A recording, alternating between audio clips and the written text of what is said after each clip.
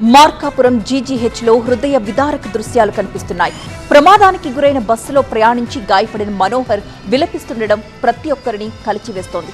ఈ ప్రమాదంలో మనోహర్ తల్లి చనిపోవడం మరొక విషాదం.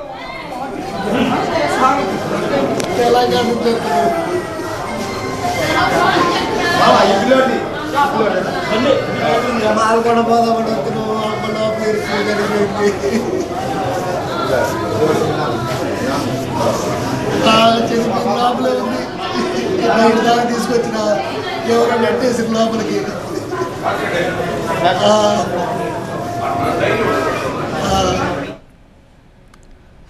ఆసుపత్రిలో చికిత్స పొందుతున్న బస్సు క్లీనర్ మహేందర్ ప్రమాదం ఎలా జరిగిందో చెప్పారు.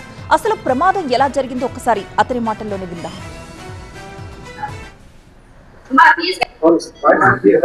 చెప్పవా, ఎప్పుడు బయలుదేరింది? జగిత్యాల ఎన్ని గంటల బయలుదేరింది? జగిత్యాలలో 5 o'clock. ఇక్కడ ఎన్ని గంటలప్పుడు జరిగింది? తెలీదు. ఎంతమంది ఉంటారు బస్సులో? 40. 40. ఒక కాకన్నా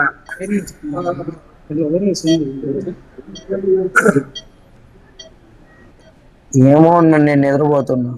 ఓకే, ఇప్పుడు నువ్వు ఎలా లేచావు? అంటే పొగలే వచ్చినాయా? 100 minutes రోడ్డు మీద పడ్డా, నా బాడీకి మంట అంటుకుంది. ప్రమాదం నుంచి బయటపడ్డ ప్రయాణికుడు TV9 తో మాట్లాడారు. ప్రమాదం ఎలా జరిగిందో వివరించే ప్రయత్నం చేశారు. అసలు ప్రమాదం ఎలా జరిగిందో ఒకసారి అతని మాటల్లో కూడా విందాం.